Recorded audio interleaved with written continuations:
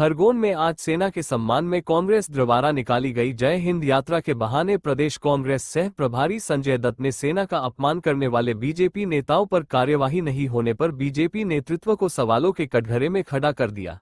प्रदेश कांग्रेस के सह प्रभारी संजय दत्त ने उप मुख्यमंत्री जगदीश देवड़ा, मंत्री विजय शाह के द्वारा सेना का अपमान करने के बाद भी कार्यवाही नहीं करने पर सवाल उठाए। संजय दत्त का कहना था कि सेना का अपमान करने वाले विजय शाह, जगदीश देवड़ा को पार्टी ने बर्खास्त करना था, लेकिन भारतीय जनता पार्टी कोई कार्यवाही नहीं कर रही है। भारतीय जनता पार्टी के नेतृत्व की मानसिकता उजागर हो गई है। नेतृत्व के द्वारा बर्खास्त करने की कार्यवाही नहीं करने पर लोगों को शंका हो रही है कि कहीं ये बीजेपी नेतृत्व ही अपने नेताओं से तो नहीं बोलवा रहा है।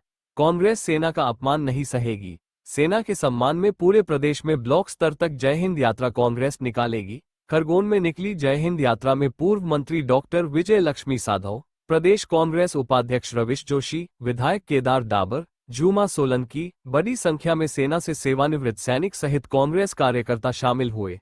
इस दौरान पाकिस्तान के साथ सीजफायर को लेकर भी मप्र कांग्रेस के सह प्रभारी संजय दत्त ने अमेरिका के राष्ट्रपति डोनाल्ड ट्रंप की बयानबाजी पर बीजेपी को आड़े हाथ लिया।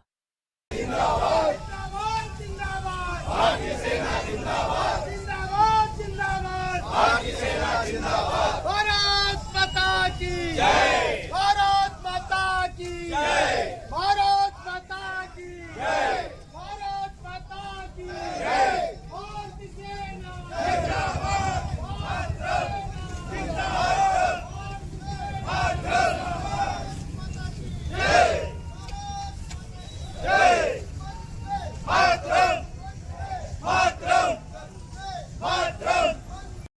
आपने भी अपने उद्बोधन के दौरान कहा कि सत्ताधारी जो लोग हैं वो सेना का अपमान कर रहे हैं, क्या कहना चाहिए? देखिए, हमारा केंद्रीय नेतृत्व, सर्वोच्च नेतृत्व, आदरणीय खड़गे जी, आदरणीय सोनिया गांधी जी, आदरणीय राहुल जी, आदरणीय प्रियंका जी, आदरणीय वेणुगोपाल जी के सूचना अनुसार कांग्रेस पार्टी पूरे देश में जय हिंद यात्रा निकाल रही है। आपको याद होगा कि जब पाकिस्तान के साथ हमारा युद्ध शुरू हुआ, उसी वक्त ये जय हिंद यात्रा सेना के पराक्रम को सम्मान करने के लिए, सैल्यूट करने के लिए, उनके साहस को दिल्ली में इस यात्रा का नेतृत्व राहुल जी ने किया था, वेणु जी भी थे उसमें। और अब ये पूरे हर देश के हर प्रदेश में, जिले में हम निकाल रहे हैं। इसका मेन उद्देश्य जो है, कांग्रेस पार्टी देश का कोई भी संकट होता है तो हमेशा देश के और सरकार के साथ खड़ी रहती है। देश ने देखा कि हमारे केंद्रीय नेतृत्व ने सबसे पहले सरकार से कहा कि पाकिस्तान जो बार बार लगातार आतंकवादियों के जरिए हमारे बेकसूर नागरिकों को हत्या कर रहा है, उसके बारे में ठोस कदम सरकार उठाए। काफी टाइम से सरकार सोच विचार करने के बाद जब कांग्रेस पार्टी का और बाकी पार्टियों का पूरा समर्थन इस विषय पे देश के सामने आया, तो उन्होंने हिम्मत करके सेना को फ्री हैंड दिया। और सेना ने जो है 2-3 दिन में ही पाकिस्तान को पूरे तरीके से पछाड़ दिया। उनके बड़े बड़े टेक्निकल हथियारों को भी शून्य कर दिया। अपने जो है मनोबल, अपने हिम्मत, अपने शौर्य के आधार पर। और ये जय हिंद यात्रा उस उद्देश्य से ही निकाली जा रही है कि हम हमारी सेना को सैल्यूट कर रहे हैं। लेकिन देश ने देखा कि कुछ घटनाक्रम ऐसे हुआ कि उस घटनाक्रम के बाद आज देश के जनता के मन में कुछ सवाल उपस्थित हुए। जैसे मध्य प्रदेश की अगर हम बात कर रहे हैं तो मध्य प्रदेश में देखा कि संवैधानिक पदों पे ये वाक्य हाई कोर्ट और सुप्रीम कोर्ट ने इस्तेमाल किया हुआ है कि संविधान पदों पे बैठे हुए मंत्री, उप मुख्यमंत्री, पहले विजय शाह जी ने कहा, उसके बाद उप मुख्यमंत्री ने तो उनसे 2 कदम आगे बढ़कर ये कह दिया कि देश की जनता और देश की सेना मोदी जी के चरणों पे नतमस्तक है। तो इन सारी बातों से, और कल रात को मुझे किसी ने बताया कि उनके जो सांसद हैं फुलगन जी, उन्होंने भी कुछ ऐसा वाक्य कहा कि जिसका बहुत ही गलत अर्थ निकलता है।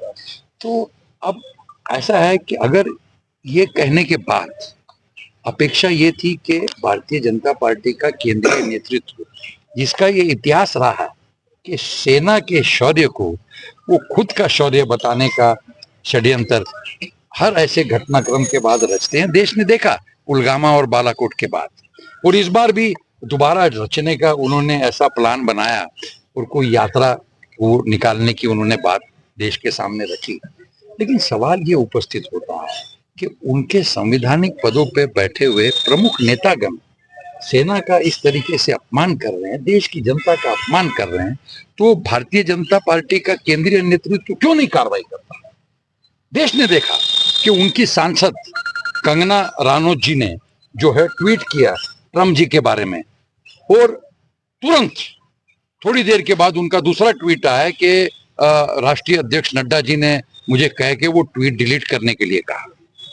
लेकिन आज तक बार बार ट्रंप ये कह रहे हैं, पहले उन्होंने पहले दिन सीज फायर अधिकृत रूप से घोषणा करने का अधिकार हमारी सेना हमारी सरकार देश को है, लेकिन उन्होंने उधर अमेरिका से किया कि मैंने सीज फायर करवा दी, और उसके बाद सरकार ने आज तक अधिकृत रूप से इसका खुलासा नहीं किया। पेपरों में समाचार देते हैं फ्रॉम सोर्सेस। क्यों? अगर आपका मन साफ है, अगर आपका दिल साफ है, नियत साफ है, तो आइए प्रधानमंत्री जी रिकॉर्ड पे आए। जब 8 बजे देश को उन्होंने संबोधित किया तो क्यों नहीं कहा कि ट्रंप झूठ बोल रहे हैं? और हमारी जो नीति है शिमला एग्रीमेंट की कि हमारे दोनों के बीच में जो भी विषय होगा उसकी चर्चा सिर्फ आपस में बैठ के होगी, कोई भी तीसरा देश मध्यस्थी नहीं करेगा। कि हमने भारत को धमकी दी कि हम ट्रेड बंद कर देंगे, उसके बाद अमेरिका में ये स्टेटमेंट लगातार करने के बाद वो विदेश दौरे पे गए, और सऊदी अरेबिया में उन्होंने ये वाक्य दोहराया, फिर कतर में गए, तो पूरे विश्व के हर प्रदेशों में हर देशों में जाके भारत को बदनाम कर रहे हैं। और आज देश विश्व का सबसे बड़ा लोकतंत्र देश है भारत, अमेरिका से भी बड़ा हम मानते हैं, क्योंकि आज हर समाज हर वर्ग हर जेंडर के प्रतिनिधित्व आज देश ने किया। आज हमारी राष्ट्रपति महोदया जी एक महिला, हमारी माता हमारी बहन है, पहले भी रह चुकी है प्रतिभा जी, लेकिन आज तक अमेरिका की महिला राष्ट्रपति नहीं बनी। रेशियल डिस्क्रिमिनेशन उस देश में होता है। हमारे यहाँ तो सभी समाज वर्ग के लोग एक साथ मिलकर रहते हैं, हमारा बड़ा लोकतंत्र है। और वो हमें जो है एक आतंकवादी देश के साथ हमारा कंपैरिजन कर रहे हैं, और देश की सरकार 36 इंच वाले हमारे नेताजी चुप है। तो आज 56 इंच जो भी है, 56 है तो 36 हो गई, अब 36 की 18 हो जाएगी, तो जानबूझ के बोला मैंने 36। तो मेरा कहने का मतलब है कि आज देश के ऊपर हर जगह से हल्ला हो रहा है। चीन घुस गया हमारे यहाँ, हजारों किलोमीटर उसने लेह लद्दाख में कब्जा कर लिया। मोदी जी कहते हैं कोई नहीं घुसा। सैटेलाइट की पिक्चरें दिखा रही हैं कि उन्होंने हमारे क्षेत्र में गांव बसा दिए, रोड बना दिए। अब अरुणाचल में घुसने का प्रयास कर रहे हैं। अब अरुणाचल में 12 जगहों के नाम उन्होंने अपने नाम पे रख लिए, चीन के नाम पे रख लिए, कल ही समाचार आया। तो ये सारी बातें हो रही हैं, इसके बारे में सरकार चुप है। और हमारी पार्टी ने जो संकट के काल में सरकार को पूरा साथ दिया, सेना के शौर्य को सैल्यूट किया, उसने सिर्फ ये मांग की कि हमारे लोकतंत्र का सर्वोच्च मंदिर, मस्जिद, गिरजाघर पार्लियामेंट माना जाता है, तो पार्लियामेंट का अधिवेशन बुलाइए। और ये देश के आप ऊपर क्या दबाव है, किस बात को लेकर दबाव है?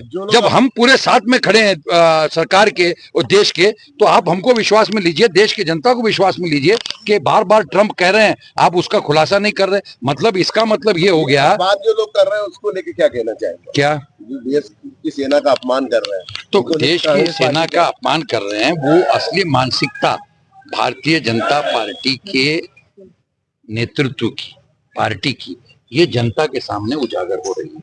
क्योंकि अगर ये असलियत नहीं होती तो पहले दिन ही कार्रवाई होनी चाहिए थी, तुरंत बर्खास्त होना चाहिए था। क्या कोई जो विजय शाह जी हैं उनको तुरंत बर्खास्त करना चाहिए था? ये देवड़ा जी ने कल स्टेटमेंट दिया, भाई हम थोड़ी तय कर रहे हैं कि वो बोले। अब ये उनका नेतृत्व अगर कार्रवाई नहीं कर रहा तो शंका लोगों के मन में आना स्वाभाविक है कि क्या नेतृत्व ही बुलवा रहा है? कि आज मोदी जी को ये दर्जा देने का प्रयास कर रहे हैं कि देश की जनता और देश की सेना उनके चरणों में नतमस्तक है, तो ये बुलवाया जा रहा है उनके नेतृत्व से? नहीं बुलवाया। अगर केंद्रीय नेतृत्व बुलवा रहा, उनकी कोई भूमिका नहीं है, तो कार्रवाई क्यों नहीं करते? और बिल्कुल हम